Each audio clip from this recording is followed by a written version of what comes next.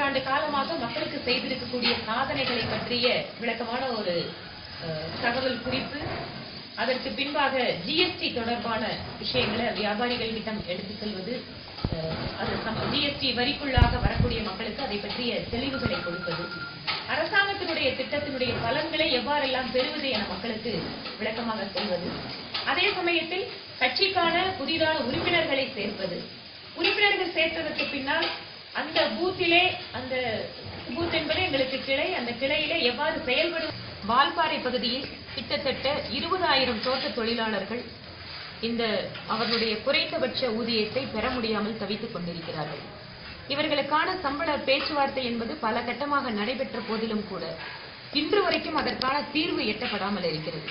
மத்திய அரசாங்கம் நாடு முழுக்க இருக்கக்கூடிய தொழிலாளர்களுக்கு அடிப்படை ஊதியமாக நிர்ணயிக்கப்பட்ட தொகையை பெற்று தருவதற்கு மாநில அரசாங்கம் ஒத்துழைப்பு கொடுக்க வேண்டும். அவர்கள் முன்னின்று இந்த பிரச்சனையை தீர்க்க வேண்டும். மக்களுக்கு திட்டங்கள் இருக்குதுன்னு சொல்லியிருக்கு. நீங்க 12 ரூபா கட்டினீங்கன்னா வருஷத்துக்கு 2 லட்சம் ரூபாய் ஆக்சிடென்ட் கவரேஜ் இருக்கு. கட்டியிருக்கிறீங்களா? 330 ரூபாய் ஸ்கீம்ல சேர்ந்துருக்கீங்களா? அதுல இன்னொரு 2 லட்சம் ரூபாய் இருக்கு. வருஷத்துக்கு 20 லட்சம் ரூபாய்க்கு மேல போனா தான் நீங்க ஜிஎஸ்டி கொடுக்கணும். அந்த விளக்கம் எல்லாம் உங்களுக்கு தெரியுமா? நீங்க அதனால அக்கௌண்ட் வச்சிருக்கீங்கல்ல பேங்க்ல, சின்ன சின்ன அமௌண்டா இருந்தா துணைத் தலைவர்மா, ஒன்றிய துணைத் தலைவர்.